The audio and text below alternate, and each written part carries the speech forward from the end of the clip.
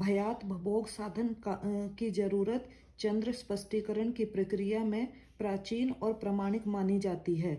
चंद्र स्पष्टीकरण की इस विधि का आधार जातक का नक्षत्र होता है।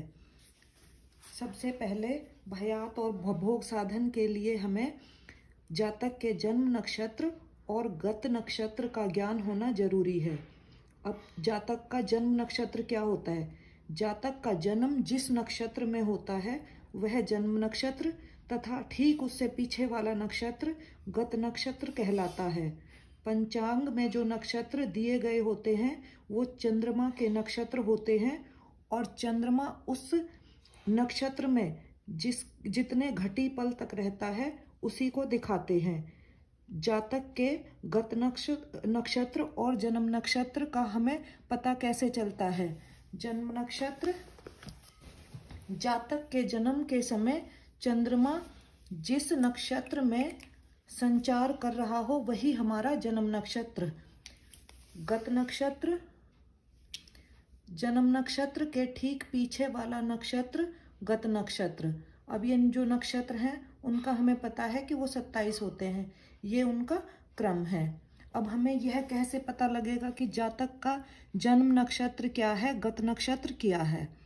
माना किसी जातक का जन्म 10वीं तिथि गुरुवार को 28 घटी 40 पल, ये इस जातक का ईस्ट काल है। ईस्ट काल हमने अभी पिछली वीडियो में सिखाया है, तो उसी तरीके से हम ईस्ट काल निकालेंगे। और उस दिन आश्लेषा नक्षत्र का मान 26 घटी 20 पल है, तो उसका जन्म नक्षत्र होगा मघा। मघा क्यों होगा?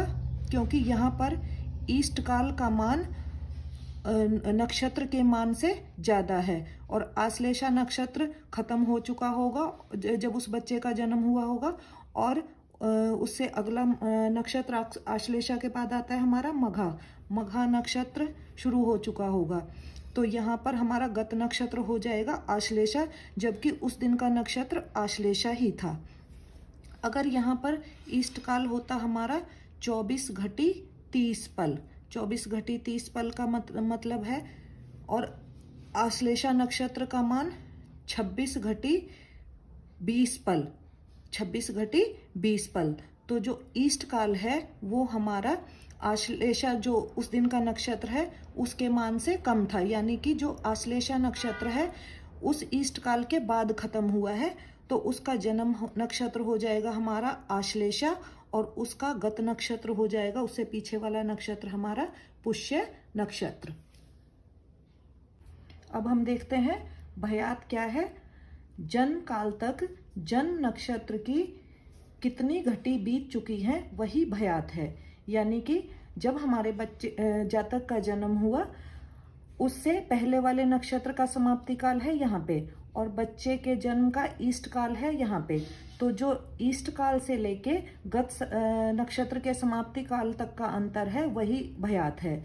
अगर हमारा ईस्ट काल है ये और गत नक्षत्र समाप्ति काल है ये, तो उसका भयात हमारा इस ईस्ट काल और उस गत नक्षत्र समाप्ति काल का अंतर होगा। इसी प्रकार यहाँ पर है। भभोग, जन्म नक्षत्र का पूरा मान भभोग कहलाता है।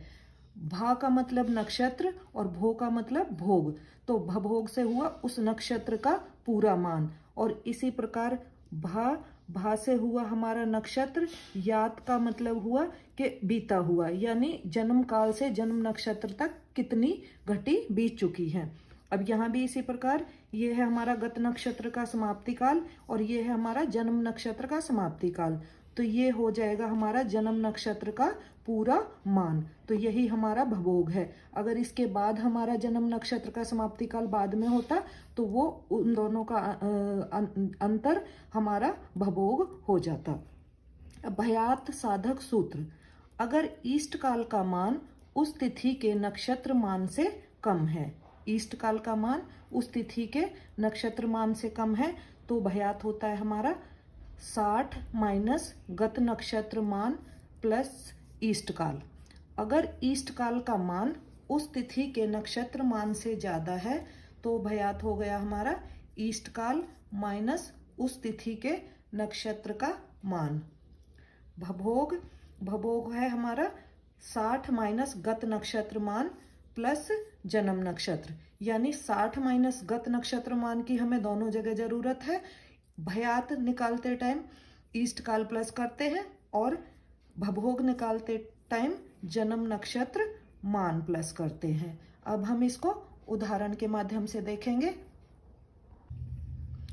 अब भयात निकालना हम उदाहरण के माध्यम से सीखेंगे। माना जातक का जन्म 9 सितंबर 2021 को हुआ। पंचांग में उस दिन हस्त नक्षत्र का मान 20:47 पल है और मान लेते हैं हम ईस्ट काल है बच्चे के जन्म का 16:30 पल। अब यहाँ पे क्या है, हस्त नक्षत्र का मान ईस्ट काल से ज्यादा है, तो इसका मतलब जो हमारे बच्चे का जन्म नक्षत्र है वो हस्ती होगा और ईस्ट काल है हमारा 16:30 पल। अब जब क्योंकि हमारा जन्म नक्षत्र हस्त है तो उससे पिछले वाला नक्षत्र यानी कि उत्तरा फाल्गुनी नक्षत्र हमारा उसका गत नक्षत्र हो जाएगा, जिसका मान 24:20 पल है। इसको हम पंचांग में देखते हैं। ये है हमारा 2021 का पंचांग। ये सितंबर का महीना है, 9 तारीख है। हमने बच्चे का जन्म लिया है 9 सितंबर 2021। अब यहाँ 9 सितंबर पे हम नक्षत्र देखेंगे। हस्त नक्षत्र है जिसका मान है 20:47 पल और इससे पीछे 8 सितंबर को उत्तरा फाल्गुनी नक्षत्र है जिसका मान है 24:20 पल और इससे आगे है हमारा चित्रा नक्षत्र जिसका मान है 16:53 पल। तो इस प्रकार हम पंचांग में इन नक्षत्र मान को देखते हैं। अब हम इसको आगे एग्जाम्पल में आगे कंटिन्यू करेंगे। अब यही हमने पंचांग में देखा कि हमारे 8 तारीख के उत्तरा फाल्गुनी नक्षत्र का मान है 24:20 पल।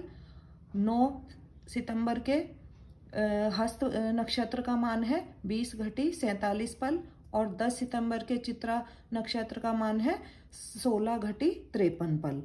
अब वही हमारा सूत्र है कि हमें 60 घटी में से गत नक्षत्र का मान माइनस करना है और उसके बाद उसमें ईस्ट काल को प्लस करना है। 60 घटी में से गत नक्षत्र, अब गत नक्षत्र था यहाँ पर हमारा उत्तरा फाल्गुनी 24:30 पल। यहाँ पे 0 में से 20 माइनस नहीं हो सकता इधर, इसलिए इधर एक घटी ले लेंगे और इधर आते ही वो 60 पल बन जाएगी। 60 में से 20 माइनस हुआ 40 और यहाँ पे 60 की बजाय 59 रह जाएगा। 59 में से 24 माइनस हुआ हमारा 35, तो 35:40 पल हमारा शेष आया। अब जो शेष आया है उसमें हमें ईस्ट काल को प्लस करना है यानी कि जोड़ना है। अब 35:40 पल में 16:30 पल ऐड किया तो 40 और 30 70 और 35 और 16 51। अब क्योंकि यहाँ पे जो 70 है वो 60 से ज्यादा है तो एक पल हम 51 में ऐड कर लेंगे और ये हमारा भभोग का भयात का मान आ जाएगा 52:10 पल। अब हम एक और एग्जाम्पल लेते हैं। अगर यहाँ पर उसी एग्जाम्पल में ईस्ट काल का मान 24:57 पल होता, यानी कि ईस्ट काल का मान उस दिन के नक्षत्र मान, यानी कि उस दिन का नक्षत्र था हमारा हस्त नक्षत्र, उसके मान से ज्यादा होता। इसका मतलब हस्त नक्षत्र पहले खत्म हो चुका है और अगला नक्षत्र हमारा चित्रा आ गया है।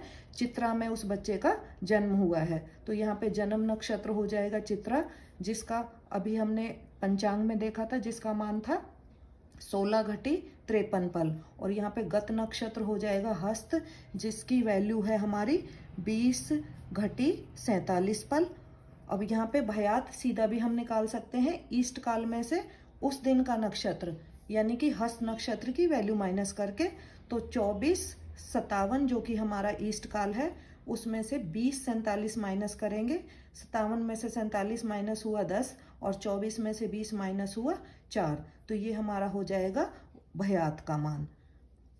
इसको हम ऊपर वाले फॉर्मूले से भी कर सकते हैं। पहले 60 में से गत नक्षत्र, क्योंकि अब यहाँ गत नक्षत्र बदल गया है, उसमें हमारा पहले वाले में हमारा गत नक्षत्र था उत्तरा फाल्गुनी, यहाँ पे हमारा हस्त नक्षत्र ही गत नक्षत्र है, तो यहाँ पे हस्त नक्षत्र का माइनस होगा तो ये आ जाएगा हमारा 0 में से 47 नहीं माइनस होता, तो इधर से हम 1 ले लेंगे। 1 का मतलब इधर आके 60 पल हो जाएगा, और 60 में से 47 माइनस हुआ 13, और फिर वही 59 में से हमारा 20 माइनस हुआ 39, तो ये शेष आ जाएगा 39, 13 शेष आ जाएगा। और उसमें जब हम ईस्ट काल को प्लस करेंगे तो ये आ जाएगा हमारा 63, 70। अब क्योंकि 70 है जो वो 60 से ज़्यादा है, तो उसमें से हम 60 घटी में प्लस कर लेंगे, और 60 पल का मतलब हो जाएगा एक घटी, इधर आके एक घटी प्लस हो जाएगी, ये हो जाएगा 64 घटी 10 पल। पर 64 घटी 10 पल में से अब हमें 60 माइनस करना पड़ेगा। 64 घटी 10 पल में से 60 माइनस हुआ तो ये आ जाएगा हमारा 4 घटी 10 पल। 4 घटी 10 पल, जो कि हम डायरेक्ट फॉर्मूले से भी निकाल सकते हैं। तो इस तरह से ये हमारे दो फॉर्मूले हो गए। अगर हमारा जो ईस्ट काल का मान है नक्षत्र मान से ज़्यादा है, तो सीधा ईस्ट काल में से नक्षत्र का मान घटा दो उस दिन के नक्षत्र का मान, तो सीधा हमारा भयात आ जाता है। अब है हमारा भभोग। भभोग का फॉर्मूला है भभोग इज इक्वल टू 60 माइनस गत नक्षत्र मान प्लस वर्तमान नक्षत्र मान, यानी कि जन्म नक्षत्र मान। अब फर्स्ट एग्जाम्पल जो पीछे हमने भयात के लिए एग्जाम्पल लिए हैं, वही हमने भभोग के लिए लिए हैं। बच्चे का जन्म है हमारा 9 सितंबर 2021, और उस दिन का नक्षत्र है हस्त नक्षत्र, जिसका मान है 20 घटी 47 पल। अभी हमने पंचांग में देखा भी था। और ईस्ट काल है 16 घटी 30 पल, 16 घटी 30 पल। अब क्योंकि जो हमारा ईस्ट काल है वो उस दिन के नक्षत्र मान से कम है, तो इसलिए जन्म नक्षत्र उस दिन का नक्षत्र ही होगा। यहाँ पे जन्म नक्षत्र हो जाएगा हमारा हस्त नक्षत्र, जिसका मान है 20 घटी 47 पल, जिसका मान है हमारा 20 घटी 47 पल।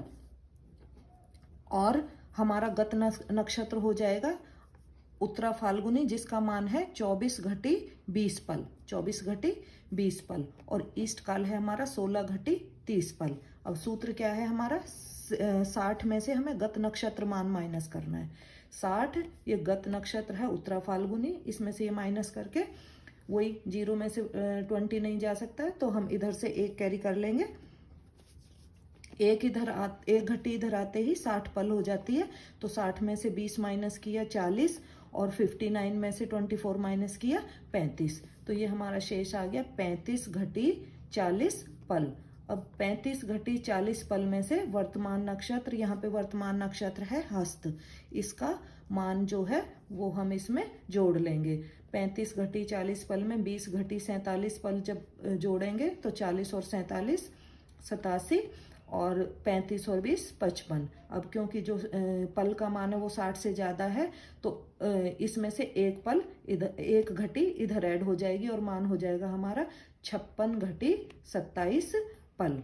इसी तरह से अगर जन्म जो तारीख है हमारी है 9 सितंबर 2021, और उस दिन का नक्षत्र वही जो हम पीछे एग्जाम्पल में लेते आ रहे हैं, हस्त नक्षत्र का मान है 20 घटी 47 पल, और ईस्ट काल है 24 घटी 57 पल। अब यहाँ जो ईस्ट काल का मान है उस दिन के नक्षत्र मान से आगे है, तो यहाँ पे जन्म नक्षत्र हो गया हमारा चित्रा, क्योंकि जो हस्त नक्षत्र है बच्चे के जन्म से पहले ही बीत चुका है। और अगले चित्रा नक्षत्र का मान है यहाँ पे 16 घटी 53 पल। अब यहाँ पे ये जन्म नक्षत्र हो गया, गत नक्षत्र हो गया जो उस दिन वाला नक्षत्र था हस्त, 20 47। अब वही सूत्र 60 में से हम गत नक्षत्र को माइनस करेंगे, ये वैल्यू आ जाएगी हमारी 39 घटी 13 पल, 39 घटी 13 पल। और 39 घटी 13 पल में से हम 39 घटी 13 पल में वर्तमान जो जन्म नक्षत्र है उसकी वैल्यू प्लस करेंगे। 3 और 3 6, और 5 और 1 6, 9 6 15, 1 55 घटी 66 पल। अब यहाँ पे वही 66 पल जो है वो 60 से ज़्यादा है, तो यहाँ से हम 60 पल यानी कि 1 घटी इधर ऐड कर देंगे, तो वैल्यू आ जाएगी हमारी 56 घटी 6 पल। अब यहाँ पर ध्यान देने वाली बात यह है कि भयात का मान हमेशा भभोग से कम होता है, भयात का मान हमेशा भभोग से कम होता है, और भभोग का मान हमारा 68 घटी तक भी हो सकता है। धन्यवाद।